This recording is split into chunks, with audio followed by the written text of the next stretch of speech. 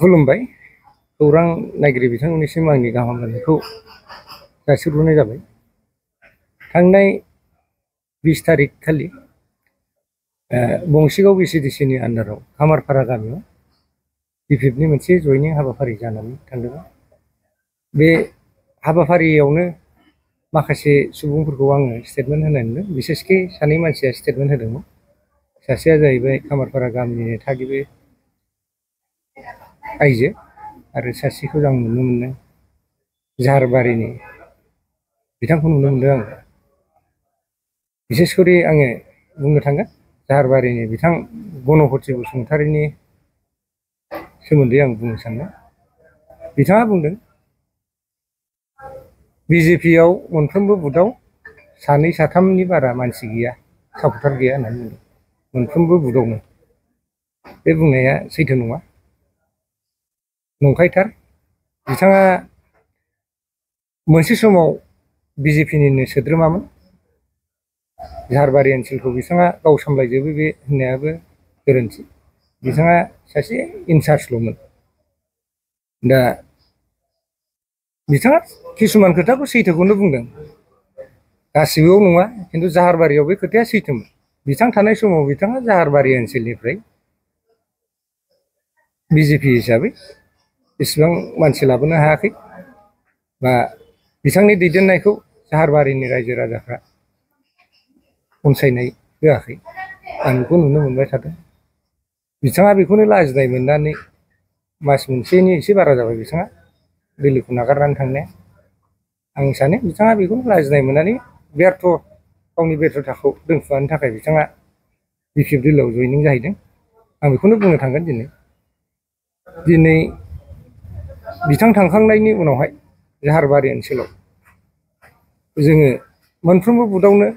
40निफ्राय 60 जौखोन्दोनि गेजेराव जोंहा दा सापर्टार दङ। आरो बिथाङा जुदि नायनो लुबैबा फैथों बिथाङा। जों 25 तारिखआव प्रग्राम लागासिनो दङ, नायफैथों बिथाङा।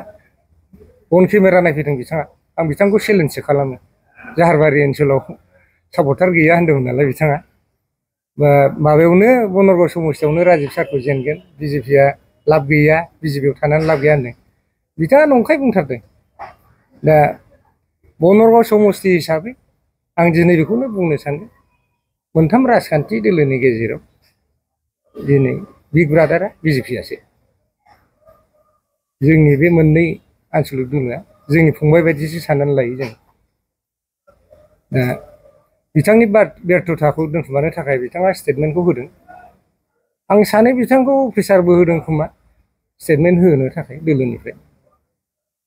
दा बिथां थांनायनि उनावथ' खोब मोजांखौनो नुदों जोङो। आं बेखिनिखौनो बुङो बिथांनि सायाव। आरो नैबे खामारपारा गामिखौनो आं एसे एड खालामफागोन, मानोना आंबो बे बंसिगाव VCDCनिफ्रायनो बिलं खालामो। आफादगिरिबाबो बुथआल' एसे आलदा आलदा जायो, थेवबाबो नेबारिं। आंबो मोनसे समनि UPPनि दोलोनि सोद्रोमामोन मोनसे समाव। आं दोलोखौ मोजां मोननानै, राजिब सारखौ मोजां मोननानै सिगाङावनो आङो BJP दोलोआव हाबफैनाय जादों। BJP दोलोनिफ्राय आं अनसायनायबो मोनदों। आं दिनै जे पर्यायाव दङ बिथांमोननि अननायावनो, BJP दोलो आरो राजिब सारनि अननायावनो आं बिसिम सफैनो हादों। बिथांबायदि अनसुलाखौथ' आं बनरगाव समस्ति हिसाबै आं नुफेराखैनो। बिथाङा नैबे जोंनि खामारपारा गामिनि थागिबि जाय बिथाङा आदैया बुंदों, बिथां बुंनाया गासिबो सैथोजोब खोथाया। आरो बेल' नङा, बिथाङा अनेकथा खोथाखौ बुंबावाखै। राजिब सारा जेब्ला राजनितिकआव आगान होजेनदोंमोन, बे समनिफ्रायनो बिथाङा, बे समाव कारेन्टबो गैयामोन, न'खर न'खर बिथाङा सलारबो राननानै होदों। आरो फरायसा फरायसुलिफ्रा स्कुला गोजानद्राय जानायलाय बिथांमोननि हान्था मेलानि थाखाय साइकेलखौबो राननानै होनाय नुबोदों जों। आं गुबुन दोलोआव दंमोन बे समाव। बेजों लोगोसे दैबाना जायोबा बिथाङा खुद गावनो थांनानै, फ्रिकुवेन्टलि दैबाना जाबाय थायोमोन बे ओनसोलाव। बाव नोङो जानाय आदार, तम्बु बेफोरखौबो गासिबो जगार खालामनानै हैयोमोन। आं नुबोबाय थादों बेखौ न'सुंसेयावनो थानाय हिसाबै। दा बांद्राय बुंद्रायनाय जादों, आं बेखौल' सानो बेबायदिद्राय बुंद्रायनो नाङामोन बिथांजोआ। बिथांजोआ हयथ'बा गामिनिफ्राय न'निफ्राय ओंखारा जानांगौदां बियो बा हयथ'बा बिथांजोआ मोनफेराखैदां खाथि खालानि मानसि मोननाय दा बेफोरबायदिसो जादों आरो बेल' नङा खल दैखर थल दैखर अनेकथा दङ बुंनानै फोजोबनो हानाय नङा आरो सिगांथार बे दैयाव दालां होननाय जिनिसा गैजेना जेब्लानाखि 2015 राजिब ब्रह्म बिथाङा राजनितिकआव आगान होजेनदों बे समनिफ्रायसो दंफांनि दालांखौ बानायजेननाय जादों दा गावनिनो निजा पकेटनिफ्राय खरसा खालामनानै बिथाङा दंफां बायदों डिपार्टमेन्टजों रायलायनानै जइसफोरखौ लाबोनानै थाग थिग खालामनानै दोनानै होदों दंफांफोरखौ गोबाव बोसोर सोलिदों जोंबो गारि घरा बेजोंनो खारोमोन दा बिनि उनावहाय गोबावथार जानायखाय सेकेन्ड टाइम आरो दा गाज्रि जानाय हिसाबै रिपेयारिं खालामनो सारा लाहार फाहार खालामदोंमोन दा गंसे दालांखौ लुनांगौबा गोबांथार रांनि गोनां जायो बिथांमोना बेखौ बुजिनाया दरखारमोन थाइसे थाइनै थाखाजों जाया बिथाङाबो गावनि पकेटनिफ्रायसो बाहायथ'नो नागिरदोंमोन अन्थ'थ' थाबायजानाय देग्लाय दैलांसिखौ बारहोनाय बे जिनिसखौ अलरेडि स्टेट गभर्नमेन्टनो प्रप'जाल हरखाबायमोन आरो बियो एप्रुभबो जानानै फैगोन कयदिननि गेजेरावनो बेखौ बिथांजो मोननोबो खोन्थानाय जादोंमोन जायनाखि खामारपारा गामिनि थागिबिफ्रा रायलायफैदोंमोन बिथांमोननोबो स्पस्ट' भाबै बे जिनिसखौ खोन्थानाय जादोंमोन दालाङा थाबैनो सरखारनिफ्राय मजबुत RCC सेंसन जानो थांगासिनो दं नोंथांमोनहा देग्लाय बोसोरसेखौ नैबे जइस होनानै आरो एसे रिपेयारिं खालामनानै थाबायथ'दो बे खोथाखौ बुंनाय जादों मानि थाखाय अदर्ज जादों आंखौथ' बुंनो हाला आं बाव नुनो मोनदों सासे आं खामारपारा गामिनिनो सासे जोंनिनो बिजेपिनि सासे वार्कार दंमोन बिथांखौ आङो पार्टि बिर'धि खामानि मावनायनि थाखाय थांनाय 19 तारिखआवनो आङो एक्सपेल खालामखादों बिथांखौ बिथांनि आङो मावनाय दांनायखौ मोजां मोनैनि बिथाङा पार्टि बिर'धि खामानिखौ मावबोबाय थादों आं कनसिडार होदोंमोन गोबाव समनिफ्रायनो थेवब्लाबो बिथाङा गावनि आखुखौ सोलायैनि थाखाय आं बिथांखौ पार्टिनिफ्राय एक्सपेल खालामनाय जादोंमोन बे बिथांखौनो दैदेनदों बायदि साननानै लायो आङो दा गावनि लाबा लाबनि थाखाय बिथाङा साधारन रायजो राजाखौ थगायनानै लांनायखौ आं बुंनो थांगोन बेनो दा मेन आंथ' सानो दालाङा इसु नङामोन दालांखौ बानायनानै होखागौमोन माखासे बेक्तिगत सार्थ'बो थानो हागौ बेनि गेजेराव आंहा राजनितिक दोलो हिसाबै BPFखौ आंहा जेबो बुंनांगौ खोथा गैया बिथांमोनाबो बिथांमोननि राजनितिक दोलो हिसाबै बिथांमोनाबो जुजिगोन जेराव सापर्टार मोनो बाव बिथांमोनाबो जयनिंखौ खालामबाय थाथों आङो बिथांमोननि मंगल कामनाखौबो खालामो जोंबो राजनितिक दोलो हिसाबै जोंबो दोलोनि जानानै जों मावबाय थागोन बिथांमोननि मावथिफ्राबो मावबाय थाथों आंहा बिनि सायाव जेबो बुंनांगौ गैया खिन्थु बेक्तिगत सासे मानसिखौ बेबायदि मिडियानि गेजेरजों बखिनायखौ आं मण्डलनि आफादगिरि जानानै आं गनायनो हाया आङो आरो बेबायदि स्टेटमेन्ट ओंखारबाय थायोबा आं 100 बारबाबो आं स्टेटमेन्टखौ होफिनबाय थागोन बेनि एन्सारखौ आं होलांबाय थानाय जागोन मानोना सांगठनिक हिसाबै दा बनरगावआ आंनि आखायाव राजिब सारनि आखायावनो दङ आं बेखिनिखौनो बुंनानै आंनि बिबुंथिखौ दोनथ'नाय जाबाय मोनसे बाथ्राखौ आङो थांनाय 20 तारिखआव मोनसे खौरां बिजोङाव आं नुनो मोनदों जे 20 तारिखआव खामारपारायाव BPFनि मोनसे जयनिं हाबाफारि जादोंमोन दा बेवहाय बे हाबाफारियाव जयनिं लानाय मानसिफ्रा दा जोंनि मानिजाथाव बनरगाव मण्डलनि राजिब सारखौ मोनसे कन्डेमनेसन होदों दा अपदस्थ होनाय बायदि जादों बे राजिब सारा खामारपारायाव जेबो हराखै जेबो मोनाखै बेबायदि बुंनायखौ आं नुनो मोनदों खिन्थु बे बुंनाया एक्सुवेलि बे भुवा खारन राजिब सारा गावनि हाबाफारि मोननाय बा MCLA जानाय आरो EMबो बियो सिगाङाव जालांदोंमोन बिथाङा खामारपारानि थाखाय हराखै होननाया खुब गोरोन्थि जादों मानोना राजिब सारा खामारपारायाव गावनि मावनांगौखौ मावदों आरो रायजो राजानो दालांनि सोमोन्दै बुंदोंमोन दालांखौबो बियो थांनाय जेब्ला BPFनि आमोलाव बियो EM जादोंमोन बे समाव बियो जोंखौ बा खामारपाराखौ मोजां रोखोम सहाय होदों मानोना बियो दालांखौ लुनानै होदों गावनि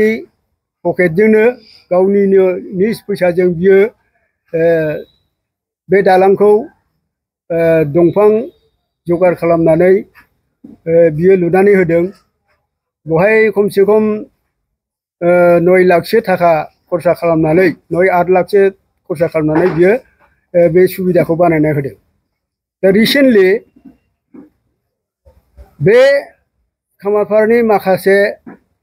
कन्डेमनेसन होनाय मानसिफ्रा बिसोरो BPFनि मानसिफोरनि सिगाङाव बियो बुंदों बे सासे मानसिया बुंदों जे जेबो होथ्राखै जेब्ला जइनिं लादों जेबो होथ्राखै होननानै बियो बुंदों नाथाय राजिब सारा बे मानसिफोरनो खोथा होदोंमोन रिफायरिंनि थाखाय बियो जइसबो लायनानै होफैबायमोन 12टा जइसखौ लायनानै होफैबायमोन बिनि उनावहाय एसे थाथ'नाय जादों मानोना बोथोराबो गाज्रि आरो बे समाव माने एसे बैसागुनिबो खोथा फैबाय थादों एसे खामानि मावनो आख' फाख' जादों बिनि थाखायनो एसे नेथ'नो थिनदोंमोन खारन बे जिनिसखौ लुनांगौबा अनेक थाखा फैसानि माबा गोनांथि दङ दा बे हिसाबै माने एसे नेथ'दो उनाव आं मावनानै होजोबगोन बे बाथ्राखौ आंनि खोमानिफ्रायनो आं खोनाबाय थाखादों एसे नाथाय आङो बै समनिफ्राय आङो बिथांजों गैयामोनब्लाबो बिथांनि पार्टियाव आं गैयामोन आङो बे समाव आङो UPPLजों दङमोन एबसुफोरजोंनो नांथाबनानै दंमोन अब्लाबो आङो बिथांनि मावनायखौ जथेस्थ' आङो नुदों बिथाङा जोंनि गामिखौल' नङा साखाथि फाखाथि गामिखौबो बिथाङा जथेस्थ' सहाय होदों आं दस्रा पार्टिनि जानानैबाबो बिथांखौ आं बाख्नायो खारन बिथाङा खुब मावदों बे मावाखै होननाया खुब भुल जादों खारन बे दालांनि थाखाय बिथांमोनहा राजिब सारखौ जे कन्डेमनेसन होनाया बेयो नंखाय आरो सारआ बुंखादोंमोन बे दालांखौ आङो सम जायोब्ला लासैनो आं लुनानै होगोन बे सारआ बुंदों जे एसे नेथ'बावदो बे खोथाखौसो बुंदोंमोन बेखौ आंबो मिथिगौ आरो बे दालाङा सम्पुर्ण लुनांगौबा बे गभर्नमेन्टनि सहाय नांगौ आरो बिथाङा बुंदों जे गभर्नमेन्टनाव जेब्ला आं फैगोन बे दालांखौ आं फुल फर्जायाव आं लुनानै होगोन बे दायित्वखौ बे लादों खारन आं बिथांनि पार्टियाव आं रिसेन्टलि एसे दाखालि जयेन जाफैदों दा बे हिसाबै आं बिथांनिफ्राय बे बाथ्राफोरखौ आं मिथिदों नंगौ खारन मोनसे दालांखौ लुनांगौबा बे दालाङा फिसा नङा 1 कौटि 2 कौटिनि थाखानिसो मोनसे बे दालां बेखौ हथारै लुनायाबो सहज बाथ्रा नङा दा बे हिसाबै टेम्परारि हिसाबै बेखौ लुनो थाखाय बियो रेडि जानानै दंखायो आरो दा जे लुनो नागिरदों BPFआ जे फैनानै जे बे दालांखौ लुदै जाथोंसै होननानै बुंदों नाथाय BPFआ मा जिनिसखौ बायदों मा जिनिसखौ बायनानै होदों आंथ' नुवाखै ना माबा दंफां बायनानै होदों ना मा बायनानै होदों बे राजिब सारनि जइस लांनायखौसो बिथांमोनहा बिनि सायावसो लुनो नागिरदों खिन्थु बिसोरथ' जेबो होआखै बबेहाय BPFआ होदों होननानै बिथांमोनहा बुंनो हाखो जेखिनि दंफां दङ बे राजिब सार होनाय बे दंफांखौनो बे फुराना दंफांखौनो राजिब सार दंफां होनायखौनो बिसोरो बिनि सायावनो लुनो नागिरदों आरो जइसआबोथ' राजिब सारासो हैदों अब्ला BPFआ माखौ होखो आंनि नुनायावथ' BPFआ होआखै हयथ' बिसोरो थाइसे थाइनै थाखाफोर होलांदों जानो हागौ जानो थाखाय बेखिनिल'सो आं नुदों दिनै सारखौ एकदम होथ्राखै जेबो होथ्राखै होननायाथ' गोरोन्थि जादों दा बिनि थाखायनो आङो खावलायो राजिब सारा उन बेलायाव बियो जुदि सरकाराव फैयोबा नैबे BPFनि होनाय दालांखौ जों एखुफिनगोन ओमफ्राय जोङो राजिब सारखौ थनथना मोनसे बानायहोगोन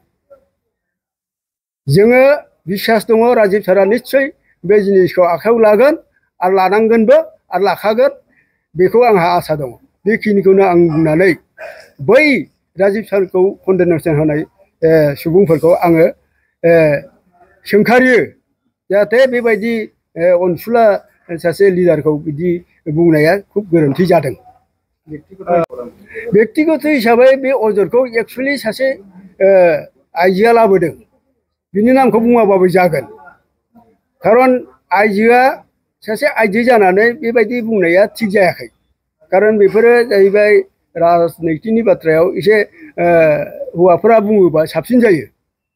माने गुदुं गुसु मिन्थिया बिदि बुंलाबायनाया बे जुक्ति नङा आरो खारन बियो जेबो रोङा बाहेरायावबो ओंखारफेरा गोनो लेखा फराबो रोङा बाहेरानि हाब भाबखौ बियो मिन्थिया खुगाया दङ थिग आं बेखौ मानियो खिन्थु बिदि बुंलाबायनाया थिग जायाखै मेडाम सारखौ मेडामखौ लाजि फोनांहरदों होननाया बियो गावनि गोसोनि बाथ्रा जागोन खिन्थु रावबो बुंनो हाया जे मेडामा सोरखौबा लाजि फोनांहरनाय बेखौ जों नुफेराखै दिनैसिमबो जों नुवाखै बिथाङा जायखि फैया मानो बयखौबो वेलकाम खालामो बयजोंबो सुख दुख रायलायो बयखौबो माने मोजां गोसोजों बिदाय हरो खिन्थु बिदि मेडामखौ बेबायदि अपदस्थ होनायाबो बेबो खुब गोरोन्थि जादों आनफर्सुनेटलि बिदि बुंनो नाङा बेखिनि